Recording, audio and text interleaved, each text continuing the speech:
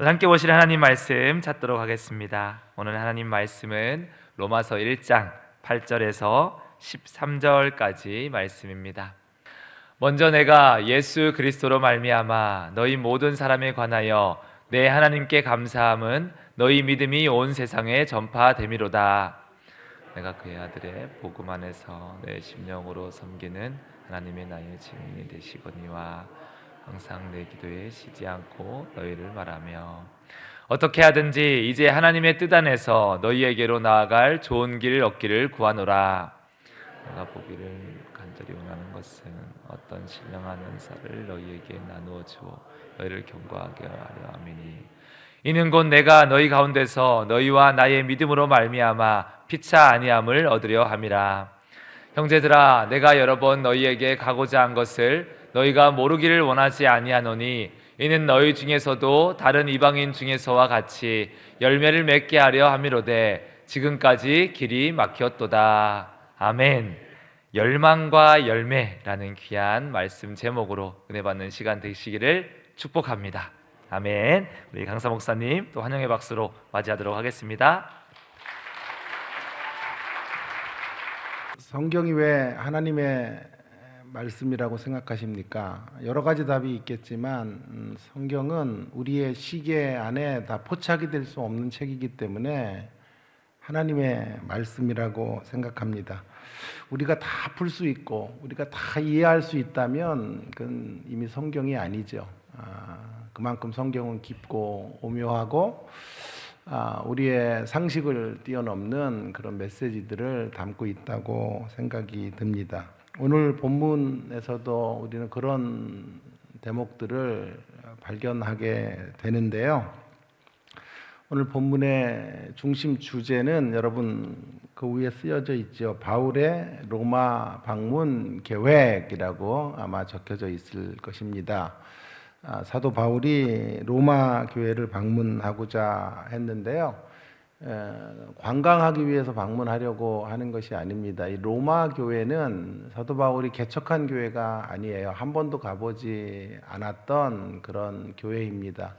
그런데 왜 로마 교회를 방문하고자 했냐 하면 이 로마 교회를 통해서 사도 바울이 꿈꿨던 것은 스페인 선교입니다. 사도 바울은 스페인을 그 당시에 땅끝이라고 생각을 했어요. 그래서 로마 교회가 자신의 사역에 협력을 해주어 스페인 선교를 가능하게 해주기를 간절히 원했습니다. 그래서 한마디로 선교의 교두보를 로마 교회를 통해 확보하기 위해서 로마 교인들을 꼭 만나보고 싶었던 것이었습니다. 오늘 그래서 이 로마서를 잘 보시면 이 로마 교회를 방문하려고 했던 계획이 여기만 나오는 게 아니고요. 15장 14절에서 33절까지에도 보시면 거기에서도 로마 교회를 방문하고자 했던 사도 바울의 계획이 소개되어져 있어요. 그러니까 시작과 끝이 로마 방문에 대한 계획에 대해서 논의하고 있는 것은 매우 로마서의 특이한 대목이라고 말할 수 있겠습니다. 우리는 여기서 사도 바울의 열망이 뭔지를 좀 생각해 볼 필요가 있겠고요. 또 하나님의 열매가 어떤 것인지 하는 것들에 대해서 좀 말씀드릴 수 있을 것 같은데요. 열망, 사도 바울의 열망은 무엇입니까? 로마 교회를 방문하는 거죠. 그죠? 로마 교회를 방문하는 게 사도 바울의 열망이었고요. 이 열매는 무엇입니까? 그것을 통해서 이루고자 했던 열매가 무엇이었나요? 예, 로마 교회를 통해 조금 전에 말씀드렸던 것처럼 이방인 선교가 이루어지기를, 땅끝에 복음이 증거되기를 원했던 것이죠. 그러니까 한마디로 그 열매라고 하는 건 선교적 열매인 거예요. 선교적 열매가 맺혀지기를 원했던 거죠. 이방인을 돌아오게 하는 신실한 공동체로 로마 교회가 자신과 함께 쓰여지기를 원했고 자신의 선교 후원자가 되고 선교 동역자가 되기를 간절히 바라는 마음으로 로마 교회를 가고자 했던 것입니다. 자, 궁금해집니다. 그런 사도 바울의 열망은 어떻게 되었을까요? 사도 바울의 열망 혹은 위시는 어떻게 되었을까? 그리고 그 결과는 또 어떤 것일까? 선교의 열매는 이루어지고 있었는가 하는 문제들에 대해서 점검해 보기를 원합니다. 그리고 그 가운데 우리의 상식과 통념을 뛰어넘는 성경의 메시지들을 우리가 발견해가는 이 아침 시간이 될 수 있기를 간절히 바랍니다. 먼저 열망에 대하여 주시는 교훈을 첫 번째로 좀 생각해 보려고 하는데요. 열망에 대해서 우리의 상식을 넘어서는 중요한 메시지가 열망과 관련해서 교훈받을 수 있겠는데요. 열망에 대해서 이런 교훈을 여러분들과 함께 나누고 싶습니다. 때때로 우리의 열망이 아무리 귀한 것이어도 막힐 때가 있다라고 하는 것이 오늘 성경이 첫 번째로 강조하는 메시지라고 말할 수 있겠습니다. 사도 바울이 가졌던 열망은 귀한 거죠. 예? 선교를 하고 싶고 하나님 나라를 위해 헌신하고 싶었으니까 매우 귀한 것이고, 상식의 선에서 본다면, 우리가 알고 있는 통념으로 본다면 그렇게 귀한 소원은 이루어져야 되는 것이에요. 그러나 역시 성경은 성경이에요. 그런데 사도 바울이 가졌던 그 귀한 열망에도 불구하고 그 열망이 여러 번 차단되었다라고 성경은 지금 말해주고 있습니다. 여러분, 왜 그랬을까요? 정욕으로 쓰려고 잘못 구하면 응답이 없다고 성경은 말하고 있어요. 그런데 사도 바울은 정욕으로 쓰려고 간구한 것이 아니었죠. 하나님의 나라를 위해 간구했으니까 이건 반드시 응답이 돼야 되는 것입니다. 그런가 하면 기도하면서 하나님의 뜻을 구해야 응답이 있는 거예요. 그런데 사도 바울은 기도를 했나요? 예, 9절을 보세요. 9절을. 내가 그의 아들의 복음 안에서 내 심령으로 섬기는 하나님이 나의 증인이 되시거니와 항상 내 기도에 쉬지 않고 너희를 말하며. 사도 바울은 로마 교회를 향해서 한 번도 가보지 않았고 자기가 개척한 교회가 아니었음에도 불구하고 로마 교회를 향해서 기도를 중단한 적이 없다라고 말씀하고 있죠. 그러니까 그의 열망이 순수했지요. 그의 기도가 진실했어요. 그리고 기도가 쉼없이 이루어지고 있었기 때문에 로마로 가는 길이 막혀서는 안 되는 것이었습니다. 뿐만 아니라 13절에 또 보시면 이런 말씀이 있지 않습니까? 형제들아, 내가 여러 번 너희에게 가고자 한 것을 너희가 모르기를 원하지 아니하노니 이는 너희 중에서도 다른 이방인 중에서와 같이 열매를 맺게 하려 함이로되 지금까지 길이 막혔도다. 그러니까 사도 바울은 한두 번 시도한 게 아니에요. 여러 번 수도 없이 도전했다라고 하는 것입니다. 한 번 기도하고 포기한 거 아니에요. 한 번 계획을 세우고 단념한 것이 아니에요. 이거 하나님의 뜻이라고 생각했기 때문에 어떤 일이 있어도 달성해야 된다. 어떤 대가를 지불하고라도 반드시 로마 교회를 방문해야 되겠다고 생각한 거예요. 자, 보세요. 기도의 모든 조건을 다 갖고 있어요. 정욕으로 쓰려고 잘못 구한 것도 아니에요. 하나님의 나라를 위해서 구했고, 충분한 기도와 함께 하나님의 말씀을 분별하면서 기도했고, 또 끈질기게 구하라. 그럼 주실 것이요. 라는 말씀을 붙들고 계속해서 구하고 찾고 두드렸어요. 그러니까 응답의 모든 완벽한 조건을 다 가지고 있었어요. 그런데 로마로 가는 길이 여러 번 지금까지 로마서를 쓸 때까지 막혀 있었다라고 하는 것입니다. 다시 한번 우리는 여기서 중요한 우리의 상식과 통념을 뛰어넘는 성경의 메시지를 발견하게 됩니다. 우리의 열망이 때때로 막힐 수 있다라고 하는 것입니다. 우리의 열망의 순수성에도 불구하고, 우리의 간구의 진실함에도 불구하고, 그리고 갈망의 지속성에도 불구하고 모든 것들이 구비되어도 우리들의 열망이 때때로 막힐 수 있다라고 하는 것입니다. 그때 우리의 반응이 중요한데요. 실망감에 절대로 휩싸여서는 안 된다라고 하는 것입니다. 오히려 그러한 환경 속에서 우리는 크신 하나님을 발견해야 돼요.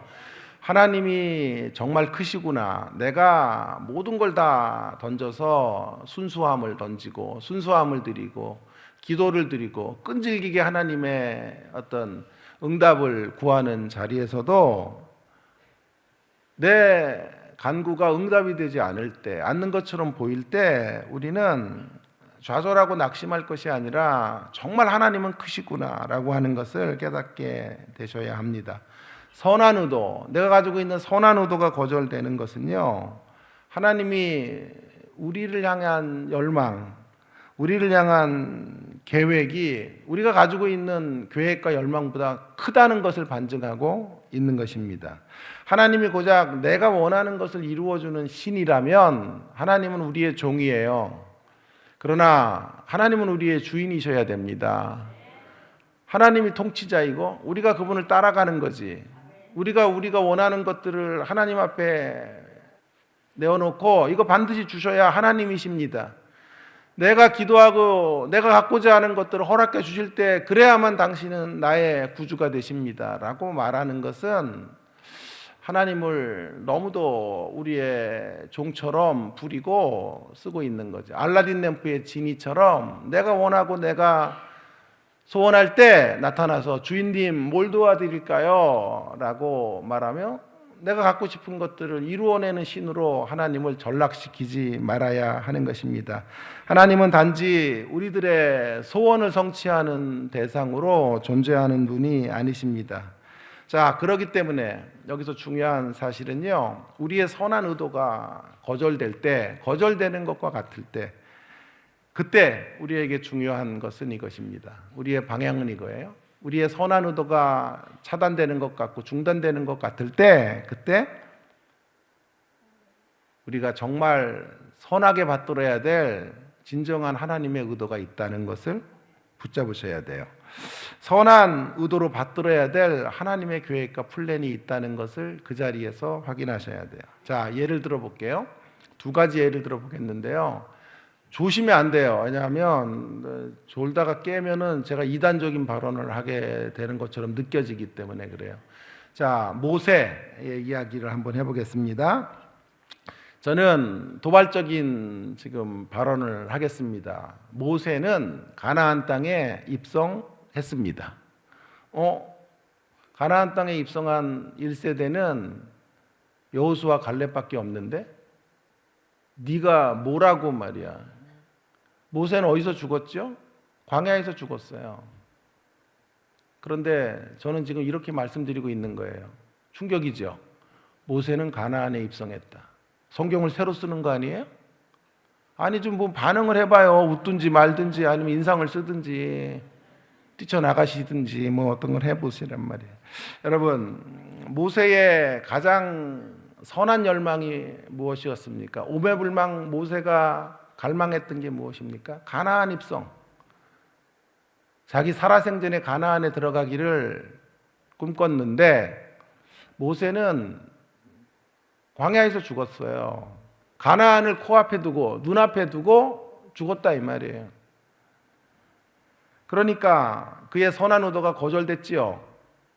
그런데 잘 보세요. 선한 의도가 거절됐는데 놀라운 사실은 그것 때문에 좌절하고 절망했다는 대목이 성경에 없어요. 오히려 성경은 신명기 34장 7절에 보시면 모세의 죽음을 매우 긍정적으로 설명하고 있는데요.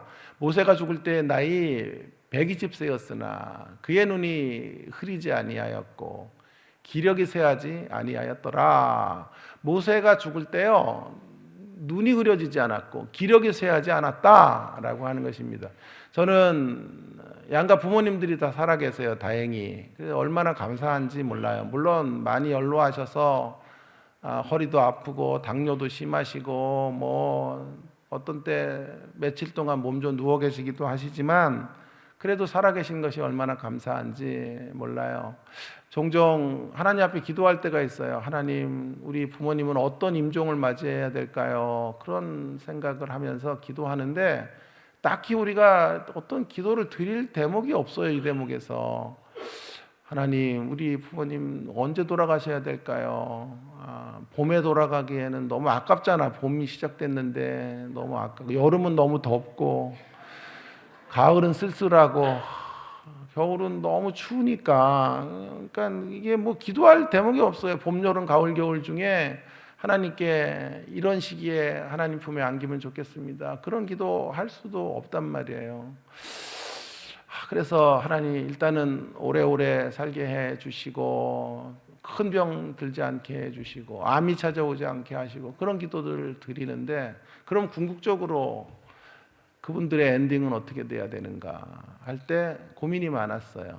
그러다가 성경을 읽다가 여기에 은혜를 받았어요. 아, 모세처럼 하나님의 부르심을 받았으면 좋겠습니다. 하나님, 돌아가실 때 눈이 흐려지지 아니하고 기력이 쇠하지 않은 채 주의 나라에 입성할 수 있게 하여 주시옵소서.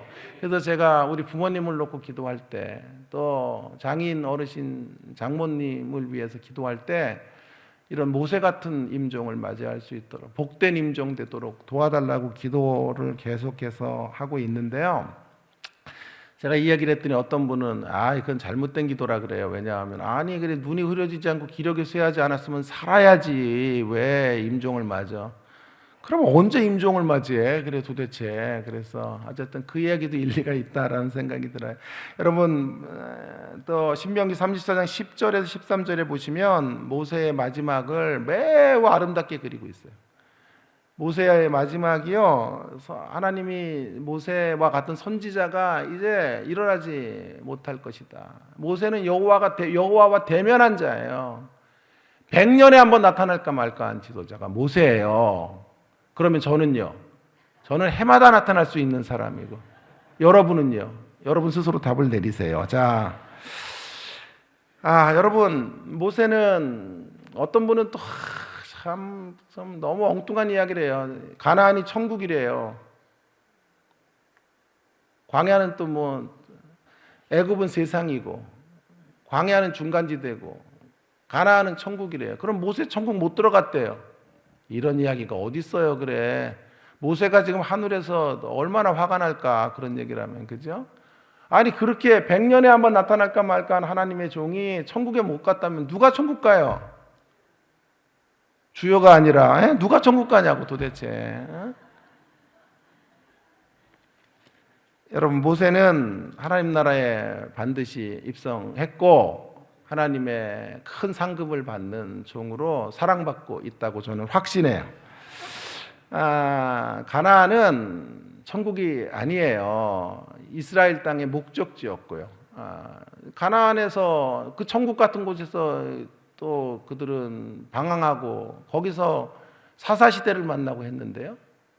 그러니까 물론 어떤 의도로 이야기하는지는 알겠지만 여러분 그 가나안은 이스라엘의 목적지, 1차적 목적지예요. 그래서 가나안에 입성해서 이방인들을 위한 어떤 선교 공동체로 이스라엘이 세움받기를 하나님 원하셨어요. 그래서 가나안에 들어가게 하셨는데 모세가 그 열망을 가졌지만 모세는 거기에 들어갈 수가 없었어요. 그러나 모세가 그것 때문에 비통하거나 그것 때문에 좌절하거나 절망하지 않았다라고 하는 것입니다. 오히려 자신의 선한 의도가 거절되는 자리에서 자기가 받들어야 될 진정한 선한 하나님의 의도가 있다는 사실을, 하나님의 선한 플랜이 있다, 하나님의 선한 계획이 있다는 것을 붙잡고 승리했던 사람이 모세입니다. 그러면 모세가 붙잡았던 하나님의 선한 의도, 자신이 가졌던 선한 의도는 뭐였죠? 가나안에 들어가는 거였는데 그것이 좌절되는 순간까지 붙잡았던 진정한 선한 의도, 그것이 무엇이었을까요? 모세는 깨달았어요. 자신을 통해서 하나님이 하시고자 하는 일들이 어떤 것인지를 분명하게, 자신의 선한 의도가 지금 계획대로 이루어지지 않는 그 자리에서 깨닫게 되었어요. 그것이 무엇입니까? 모세는 장소적이고 공간적인 가나안에는 못 들어갔어요. 그러나 모세가 가나안에 들어갔다고 제가 말씀드리는 이유는 모세는 심령적, 관계적 가나안인으로 살았어요. 다시 한번요. 모세는 물리적인 공간의 가나안은 못 들어갔지만 모세는 관계적, 하나님과의 관계 안에서 가나안을 누렸어요. 심령 안에서 가나안 복락이 그의 것이었어요.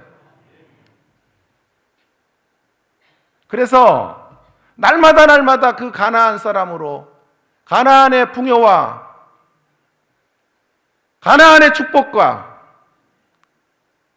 하나님과의 온전한 관계를 누리며 살았고, 오고 오는 모든 세대의 사람들에게 바로 그런 메시지를 주는 사람으로 내가 서야 되겠다 라고 깨닫고 그의 임종을 맞이하게 되었다고 저는 확신합니다. 이것을 우리에게 적용한다면 장소적 하나님의 나라에 들어가는 것만큼 중요한 것이 심령적으로, 관계적으로 하나님의 나라를 누리는 것이 중요하다고요. 그래서 여기가 하나님의 나라예요. 아직 여기는 장소적으로 하나님의 나라가 완성된 곳은 아니지만 주님을 마음에 모시고 살고 주님을 마음에 모시고 살아가는 사람들이 공동체를 이룬 이것이 하나님의 나라예요. 그래서 하나님과 더 깊어져 가고 하나님과 온전한 관계를 날마다 세워가는 우리가 되기를 간절히 바랍니다. 날마다 천국 심령으로 하나님 나라 그 풍성함과 그 영광스러움과 존귀함으로 살아가는 법을 우리는 보여야 되고 나타내야 되고 증명해야 되고 간증해야 되는 것입니다. 그래서 그 하나님 나라 백성으로 행복을 누리고 이 땅을 살아가셔야 돼요. 어떤 분이 이런 멋진 말을 했어요. 사실은 이건 내가 한 말인데 그 사람이 한 건지 내가 한 건지 하나님만 아시는데요. 행복은 강도가 아니라 빈도다. 좋은 말이에요. 행복은 강도가 아니에요. 무슨 말입니까? 행복이요, 한번 큰 사건, 굵직한 일들이 이루어져요. 한 번에 대박을 쳐서 100억을 벌어요. 강도죠. 우리 아이들이 꼴등하던 애가 서울대 수석으로 들어가요. 여러분, 만일 행복을 그런 식으로 찾는다면 우리는 우리의 인생 가운데서 행복한 순간을 손에 꼽을 거예요. 그죠? 그런 일들이 잘 안 이루어지잖아. 날마다 그런 현장들을 경험할 수 없단 말이에요. 그래서 행복은 그런 강도로 강하게 임하는 어떤 사건, 기적적인 어떤 천둥번개를 동반하고 오셔서 사랑하는 아들아 음성을 주시는 그러한 강력한 체험, 그런 것으로, 아멘. 그 다음 게 중요한데, 자, 그런 것으로 가는 것도 귀하지만 그런 강도로만 행복을 우리가 누리게 된다면 우리의 인생의 한 생애 동안 몇 번의 행복을 누리다가 나머지 시간들은 행복 없는 삶을 살 거예요. 그래서 중요한 것은 행복은 빈도의 빈도. 여러분, 우리 일상이 행복하셔야 된단 말이에요. 오늘 한 날이 행복한 시간이에요. 예배에 와서 설교를 나누고 함께 말씀을 배우고 은혜를 받는 이 시간이 행복한 시간이에요. 아침에 들어올 때 대추차 한 잔 마시면서 얼마나 행복해, 그죠? 이렇게 맛있는 대추차, 세계적이에요. 여기 교회 대추차는. 그래서 그 대추차 저도 여기 지금 있잖아요. 그래서 마시면서 그 행복을 누리는 거죠. 내가 좋아하는 점심 한 끼를 먹으면서 행복한 거예요. 커피 한 잔을 마시면서 하나님의 사랑을 느끼고 하나님의 임재를 그 커피잔에서 경험하는 우리가 될 수 있기를 간절히 바랍니다. 직장에서 직장 동료를 만나면서 행복해야 되지요. 자녀들의 일상의 시간들, 아침에 그들을 깨워서 학교를 보낼 때 그게 행복한 거예요. 막 바쁘게 분주하게 그렇게 짜증을 내며 그렇게 나아가는 자녀를 보면서도 행복한 거예요. 그게 여러분, 갈 데가 있고 일할 곳이 있고 뭔가를 준비해야 될 곳이 있다는 것이 얼마나 행복한 한날의 삶인지 모르겠습니다. 분주하게 지하철을 타고 달려가는 그 삶이 행복한 거예요. 제가 병상에 누워서 몇 개월째 투병을 해보니까요, 주님, 아침에 좀 분주했으면 좋겠어요. 분주하게 내가 갈 곳이 있고 10,000원 버스에 내 몸을 싣고 했던 그 시간들이 얼마나 부럽고, 그런 일상이 나에게 주어질 수 있을까요, 하나님?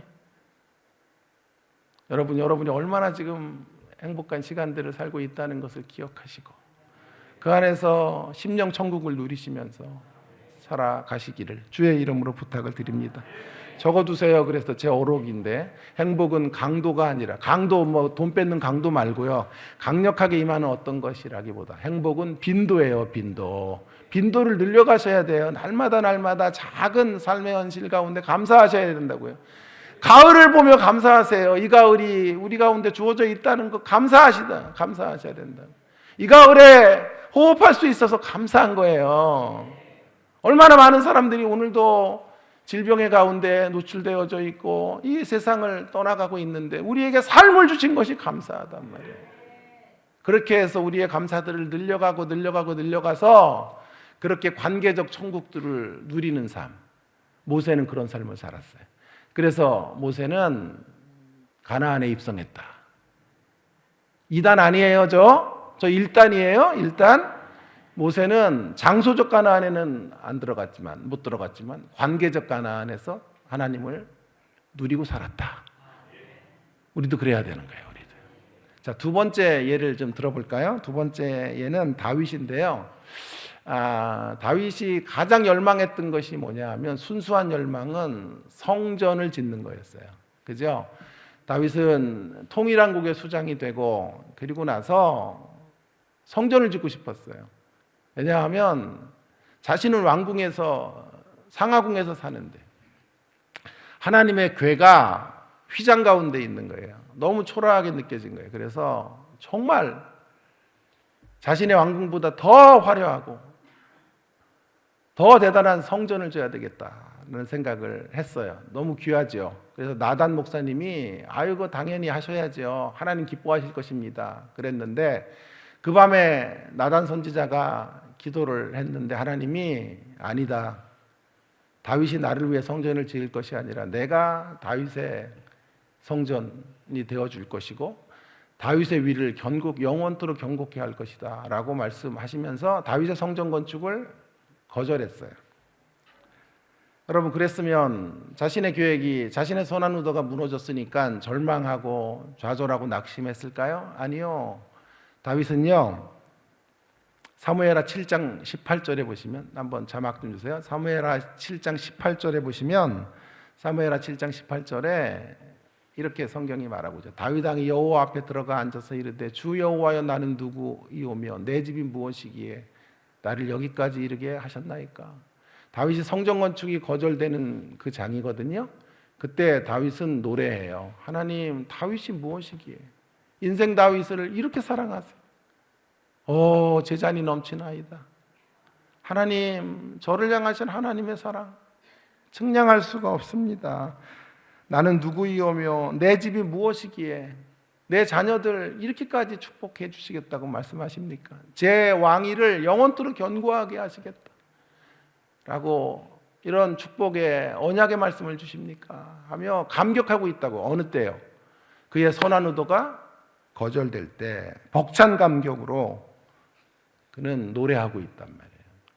저는 이렇게 또 이단적 발언을 하겠습니다. 졸지 마세요. 눈 번쩍 뜨세요. 여러분, 저는 다윗이 성전 건축을 했다고 확신해요. 모세가 가나안에 들어갔고 큰일 났다, 그죠? 다윗은 성전 건축을 했어요.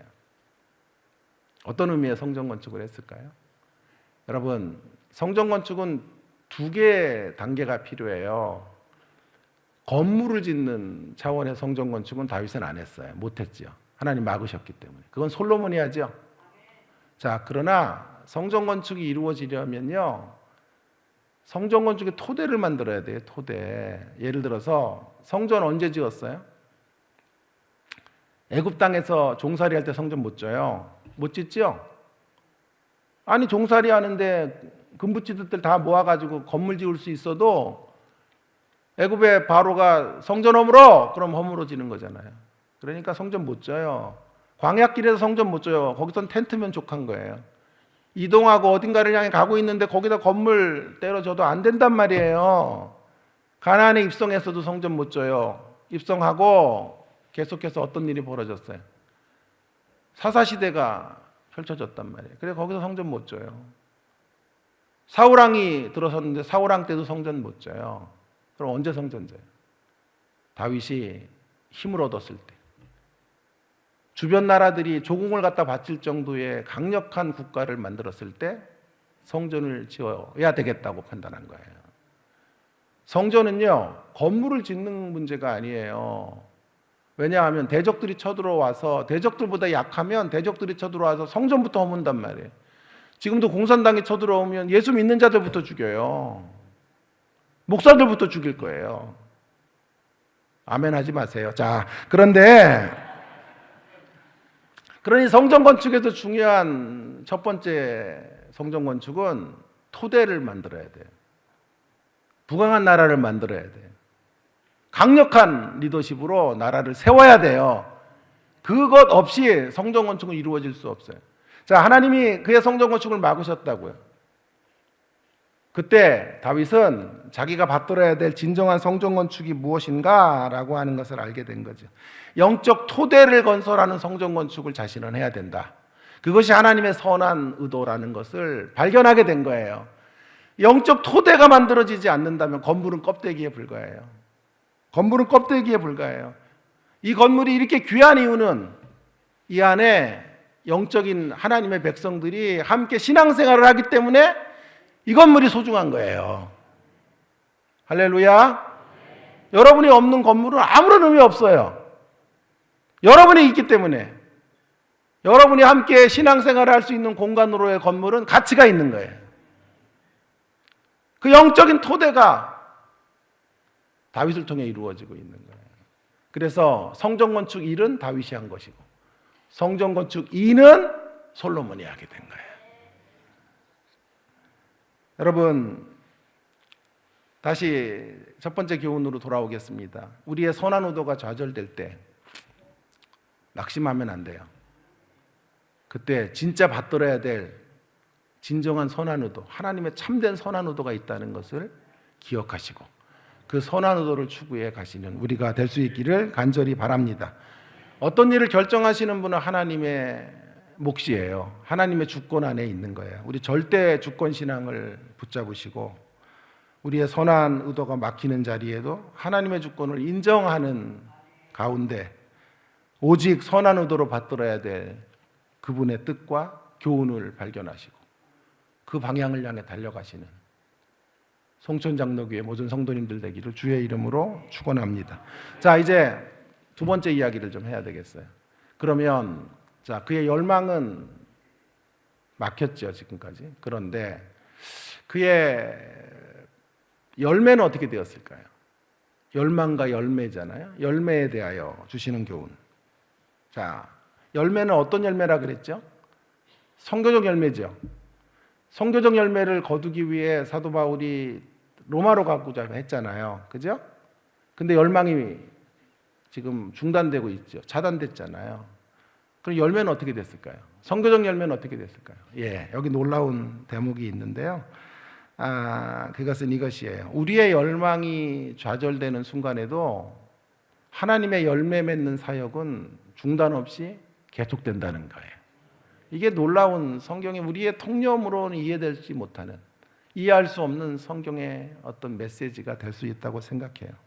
여러분, 선교의 열매가 이미 사도 바울이 로마로 가든지 말든지 이미 시작됐어요. 그리고 계속 이루어져 가고 있고 완성될 거예요. 놀랍지 않아요? 자, 보세요. 오늘 본문을 보시면 먼저 열매의 시작을 볼까요? 열매의 시작은 8절이에요. 8절. 8절을 한번 같이 읽어봅시다. 시작. 먼저 내가 예수 그리스도로 말미암아 너희 모든 사람에 관하여 내 하나님께 감사함은 너희 믿음이 온 세상에 전파됨이로다. 자, 보세요. 이미 열매가 시작됐네요. 이 교회를 통해서 뭐 하려고 그래요? 사도 바울은 이방인 선교를 하려고 그래요. 이방인 선교를 하는 조건은 뭐예요? 이 교회가 소문이 잘 나야 돼요. 덕스러워야 돼요. 아름다운 이야기들을 계속 만들어내는 교회가 돼야 된단 말이에요. 그죠? 그래서 예수님 믿으세요 말할 때, 야, 니네나 잘해, 니들 꼬라지나 봐, 그러면 안 되잖아요.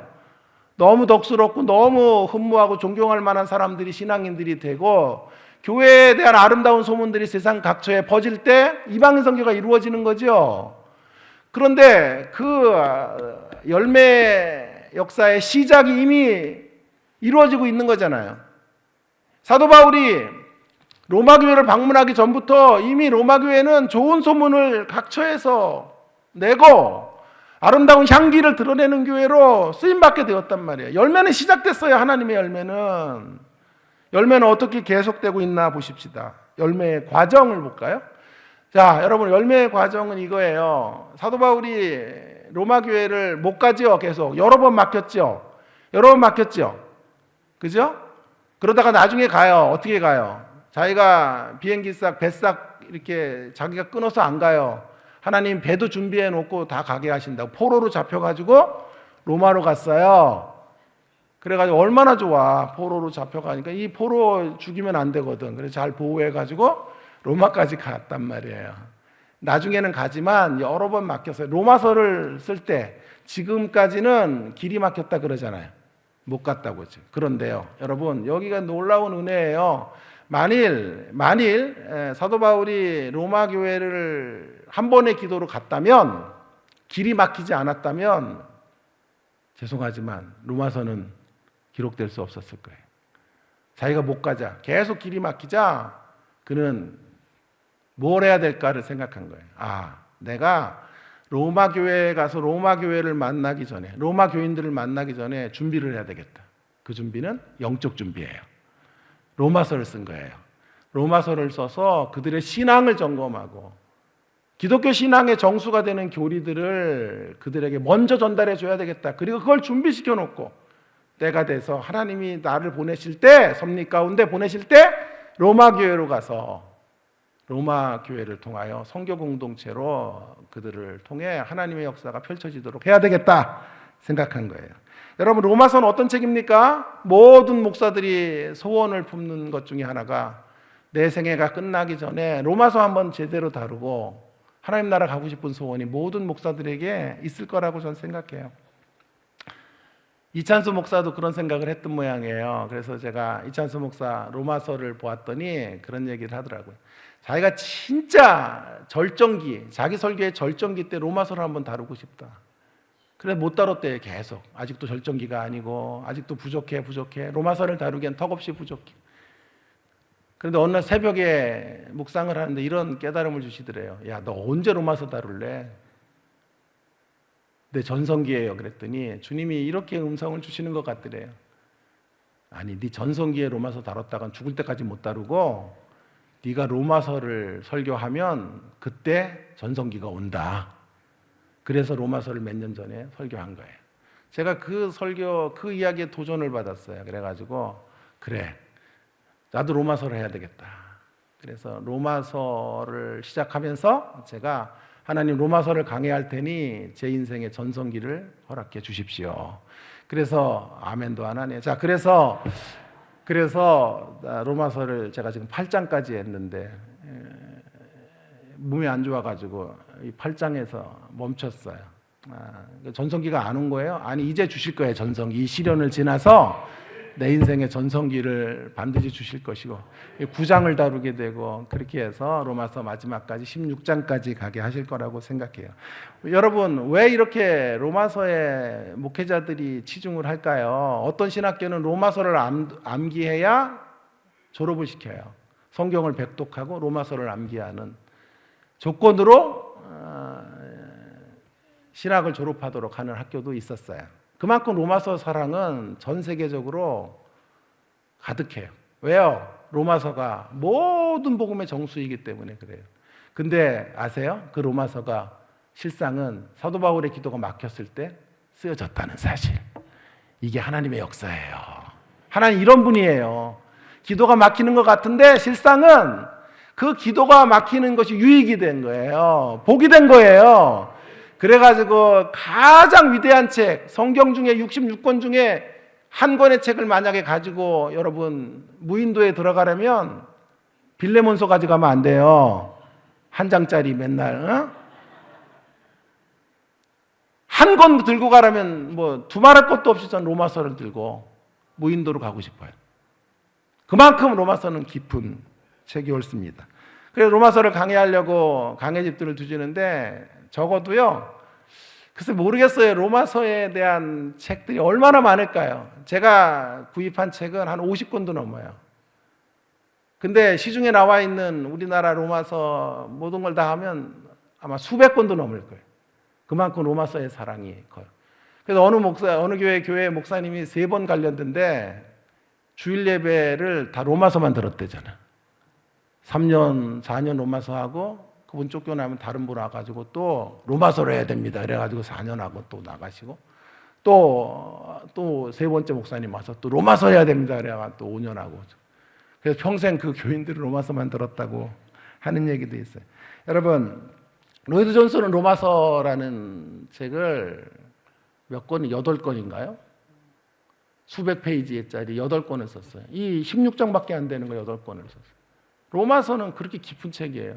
제가 로마서를 강의하려고 망설일 때 존 파이퍼의 로마서를 제가 사야 되나 말아야 되나 생각을 했어요.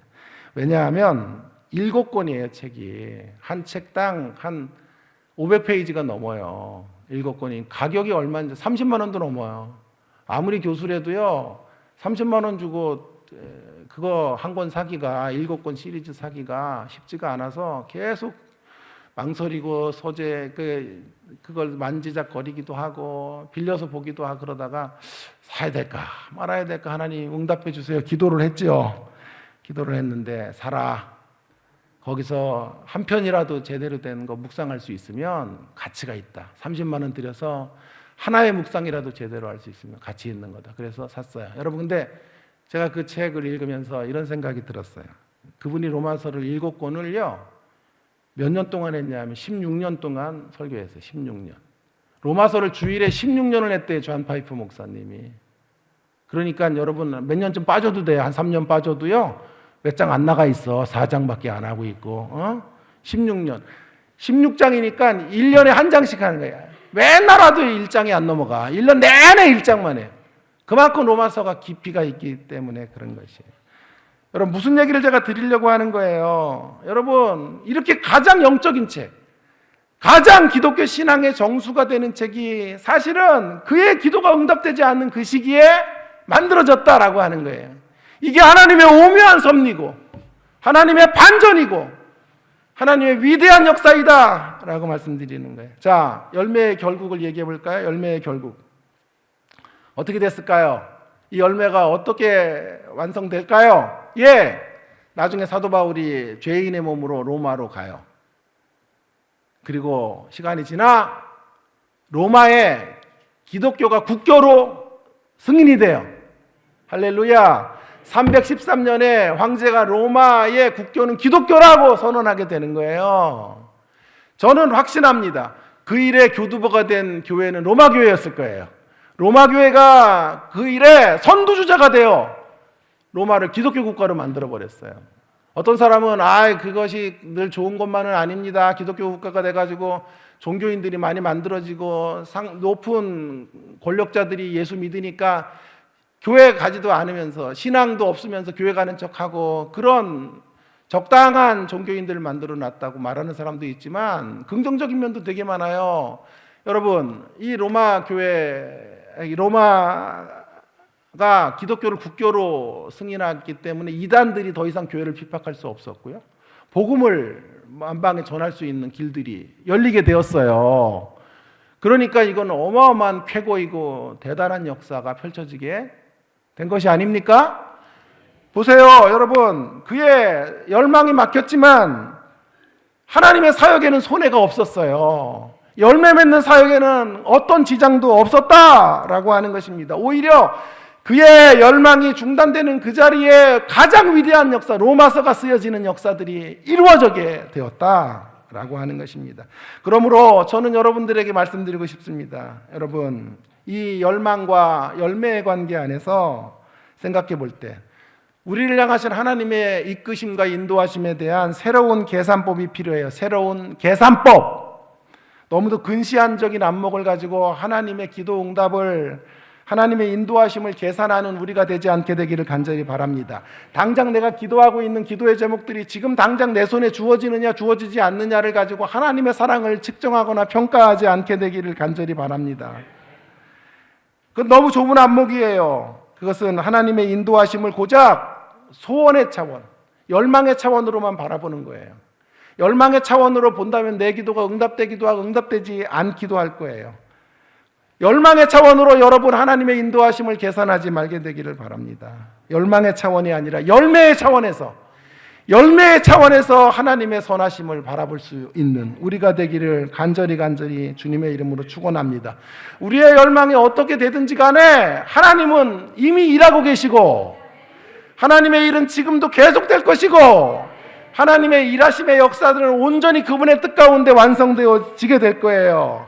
우리는 그 사실을 인정하면서 큰 틀에서 하나님의 인도하심을 바라볼 수 있어야 하는 것입니다. 오늘 내 기도에 응답이 어떻게 주어지느냐라고 하는 그 짧은 안목으로 하나님을 평가할 것이 아니라 새로운 계산법 안에서 열매의 측면에서 하나님의 큰 틀에서 우리를 이끌어 가시는 하나님의 역사, 그 안에 저와 여러분이 쓰임받고 있는 인생들임을 기억하시고 우리의 궁극적인 목적지까지 생각하시면서 하나님의 선하심을 평가하는 우리가 되기를 간절히 바랍니다.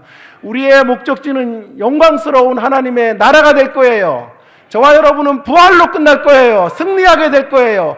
온전한 이김의 자리, 영광스러운 하나님의 백성과 자녀들이 되는 그 자리까지 나아가게 될 줄로 믿습니다. 그래서 그 영원한 목적지까지 염두에 두시고 새하늘과 새 땅이 우리의 것이라는 것까지 기억하시면서 하나님이 얼마나 우리를 귀하게 대접하시고 우리를 존귀하게 바라보시는지를 기억하시면서 평가하시면서 신앙의 길들을 걸어가는 우리가 되기를 간절히 바랍니다. 자, 그렇다고 한다면 실패와 성공이라는 이 문법으로 여러분의 인생을, 여러분의 기도 응답을 평가해서는 절대로 안 돼요. 여러분, 큰 틀에서 보면요, 완성의 여정을 향해 우리 가고 있는 거예요. 하나님의 완성의 여정을 향해서 걸어가는데요, 그 완성의 여정 속에 우리의 실패도 필요해요. 때때로 우리의 기도가 막히기도 해야 돼요. 때때로 사업이 무너질 때도 있어야 돼요. 때때로 이렇게 질병의 터널을 지나가기도 해야 돼요. 근데 그건 실패가 아니에요. 그건 여정의 재료예요. 하나님의 여정 속에 여러 재료들이 필요해요. 실패를 통해서도 하나님은 우리를 깎으시고 다듬어 가시는 거예요. 성공을 통해서도, 응답을 통해서도 또 하나님은 일해 가시는 거예요. 그러니까 실패냐 성공이냐의 이분법이 아니라 하나님의 완성의 여정 속에 이 모든 것들이 재료로 다 쓰여지고 있다라고 하는 것을 여러분이 기억하시면서 걸어가셔야 돼요. 그래서 제가 계속해서 매일과 같이 주장하는 게 이거예요. 우리의 꿈이 무너질 때도 있어요. 그러나 우리를 향한 하나님의 꿈은 절대로 무너지지 않아요. 우리 그 사실을 인정하시면서 하나님의 꿈을 이루는 과정 속에 때때로 우리의 꿈이 무너지기도 하고 때때로 기도 응답이 차단되기도 하고 우리의 계획들이 좌초되기도 하는 거예요. 그러나 실패라고 말해서는 안 돼요. 그것이 꿈의 여정을 위한 중요한 재료가 되는 거예요. 재료가 되는 거예요. 재료가. 여러분, 옛날에 싸이월드 같은 거 있을 때 이런 문구가 기억이 나요. 세상에 온통 햇볕만 내려쬐인다면, 햇볕 가득한 날들만 있다면 좋은 날들이죠. 그러면 이 땅은 사막이 될 거예요. 비가 와야 돼요. 적당한 때 비가 와줘야 돼요. 궂은 날이 있어야 돼요. 힘겨운 시간들이 있어야 되는 거예요. 아, 힘겨운 날은 싫어요. 좋은 날만 주세요. 물론 그건 우리의 원함이지만 하나님은 우리를 그렇게 인도하시지 않아요. 비 오는 날 허락해 주세요.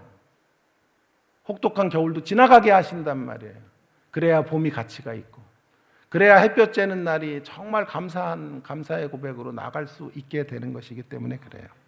우리의 모든 실패조차도 하나님의 꿈을 이루는 과정 속에 반드시 필요한 것이에요.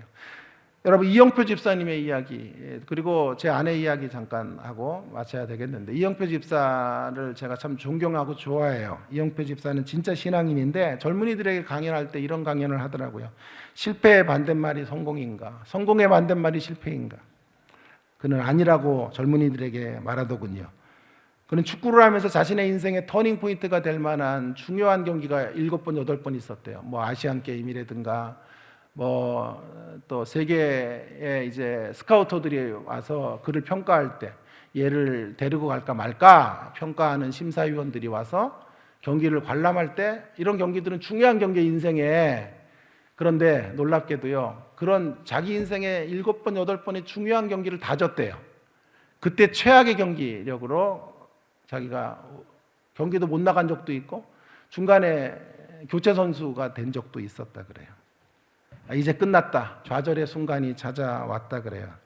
그런데요, 되돌아보니까요, 실패라고 생각한 자신의 경기가 자신을 허물어뜨리지도 않았고 자신을 향한 원대한 꿈의 여정 속에 전혀 그 7번, 8번의 중요한 경기들이 실패한 것이 어떤 영향도 끼치지 않았다.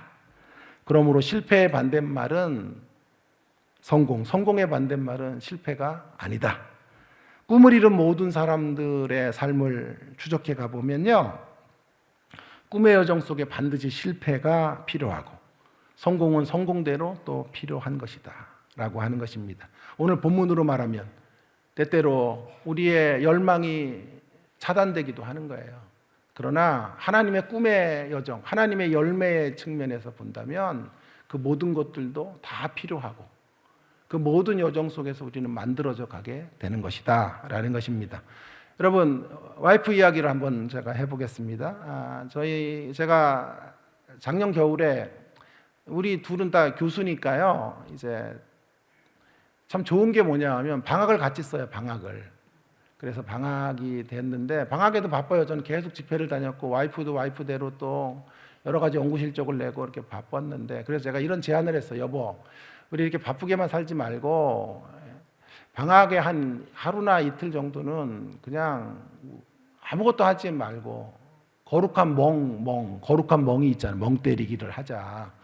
그냥 모든 걸 스탑하고 그냥 하루를 그냥 온전히 멍하게 좀 있어 보자. 물론 그전에는 기도도 하고 금식도 하고 막 이래야 되지만 그런 날도 있어야 되잖아요. 그래서 그런 쉼을 갖자. 우리 둘만의 오롯한 시간들을 가져보자. 그렇게 제안을 했어요. 좋다 그러더라고요. 그래가지고 한 날을 잡아가지고 겨울에 이제 둘만 이제 아무것도 하지 않은 채 이렇게 방에 있는데, 그래도 TV는 봐야 되잖아요. 그래가지고 TV를 켰는데 OBS인가 OSB인가 같은 프로에 인간극장이 나오더라고요. 인간극장.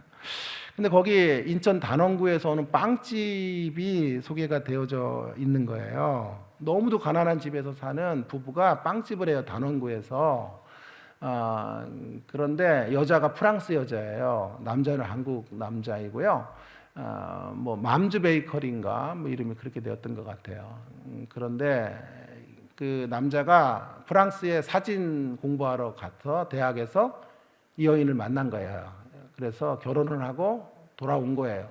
근데 사진 가지고 밥 먹고 살 수가 없으니까 안 되겠다 싶어서 이제 여자가 프랑스 가정식 빵을 만드는 법을 배워가지고 빵집을 연 거예요. 근데 뭐 처음 빵집을 하니까 프랑스 빵 되게 어렵더라고요, 만들기가. 그러니까 시행착오가 얼마나 많은지 막 앞날은 막 몇십만 원어치 그냥 반죽을 사다가 남편이 물을 잘못 넣어가지고 반죽을 다 갖다 버려야 돼요. 막 그런 날들이 많고, 집은요 얼마나 좁은지 뭐 한 평이 될래나. 근데 그 조그만 집을 또 들어가자마자 바로 부엌인데 옆에 또 조그만 방을 만들어서 애가 자고, 그 옆에 또 조그만 방을 만들어서 부부가 자고, 그리고 그리고 뭐 몸도 지나가기도 힘든 부엌이 있어요. 그런 공간에 서로 살아요. 그런데요, 근데 그 여자가 그렇게 밝아요. 늘 우리 가정은 사랑한다고 말하자. 그리고 아침마다 뽀뽀를 해주고, 남편이 그렇게 실수를 하고 빵을 막 태우기도 하고 막 재료를 다 갖다 버려야 되는 일이 있는데도 그래도 막 웃으면서 끌어안아주고 막 돈을 한 푼도 못 벌어. 그렇게 사는데도 그렇게 행복이 넘치는 거예요. 그게 너무 재밌더라고요. 그래서 1부만 보려고 그러다가 5부까지 다 본 거예요. 5부까지 쭉 나와서 5부까지. 물론 딴 때 기도도 하고 금식도 하고 제가 그러는데 그날 멍 때리는 날이었어요. 그런데 한 3부쯤 되니까 그의 프랑스 부모님들이 방문을 하더군요. 프랑스에서 오신 부모님들이 방문을 하는데, 그 여자의 어머님은, 프랑스 이제 어머님은 미술 교사 하시다가 은퇴를 했고, 아버지는 엔지니어 하다가 은퇴를 한 거예요. 돈도 꽤 있어 보이는 아주 엘레강스하고 아주 우아한 모습의 부모님들이에요.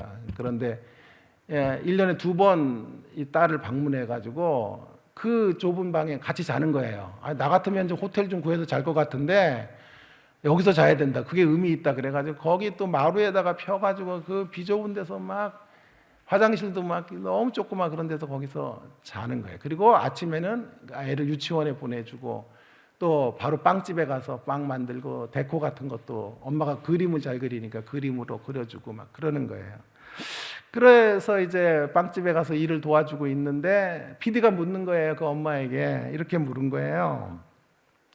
딸이 가난뱅이 한국인 남자와 결혼한다 그럴 때 반대하지 않았습니까? 그랬더니 이 어머니 주저없이 바로 이야기하는 거예요.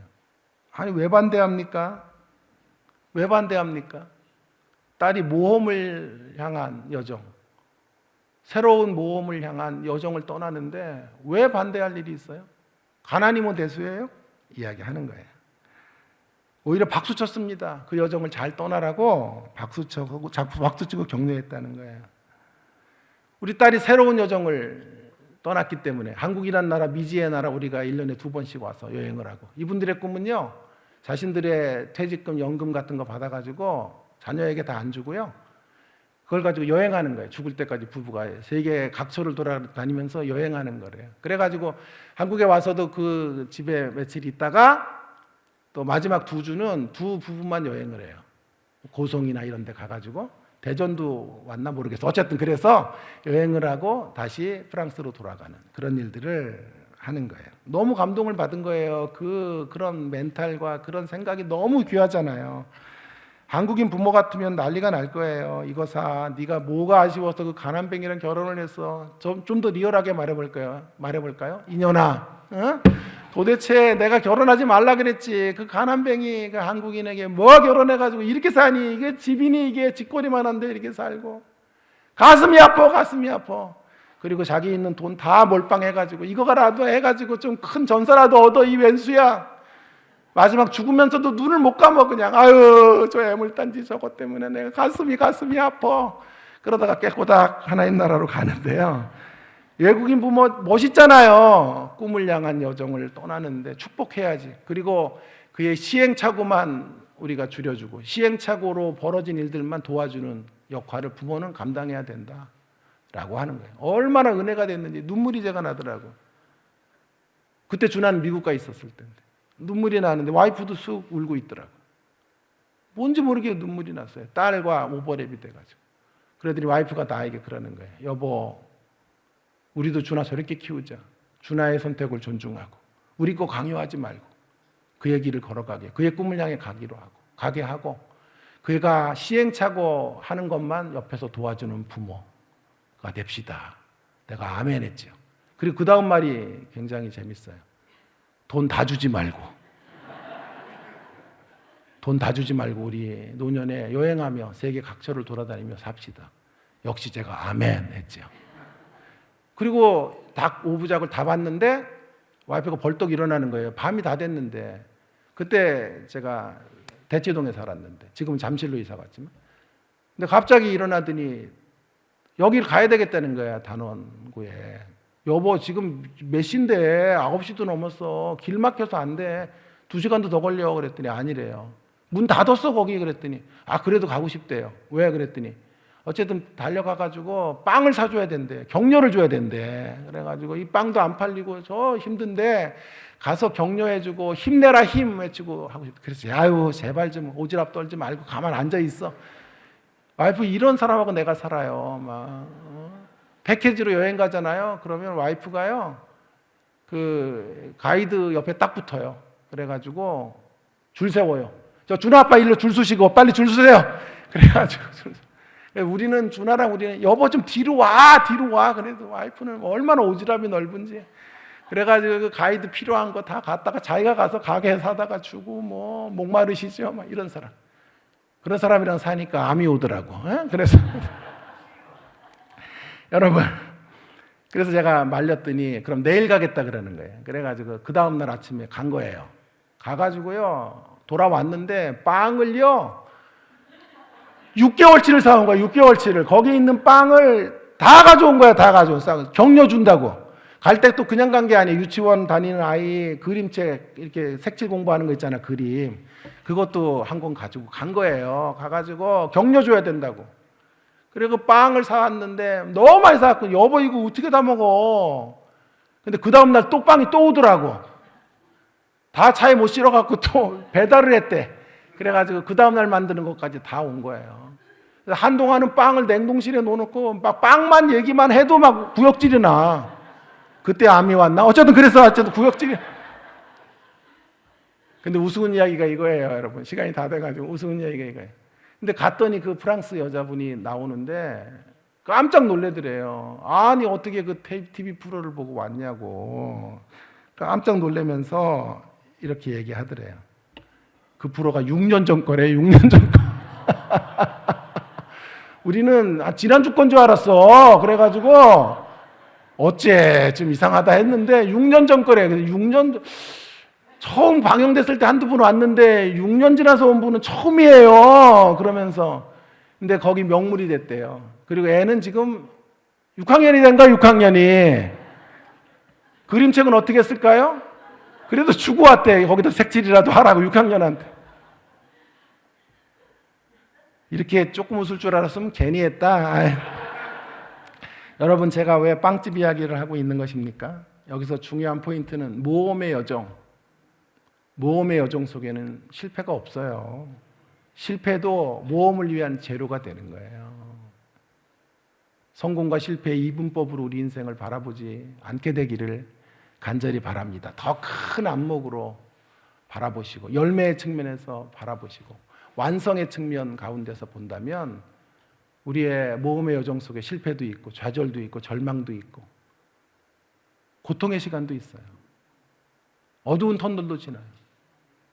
그러나 반드시 우리는 승리할 것이고 하나님의 열매의 동참자들이 될 것이고 하나님의 손끝에서 쓰임받는 인생들 될 줄로 믿습니다. 크신 하나님, 위대하신 하나님 바라보시면서 지금도 우리의 기도가 막혀지는 순간에도 하나님의 일들이 진행되고 있다는 사실들을 기억하시면서 그 선하신 하나님 붙잡고 승리하시는 송천교회 모든 성도님들 되기를 주의 이름으로 축원합니다.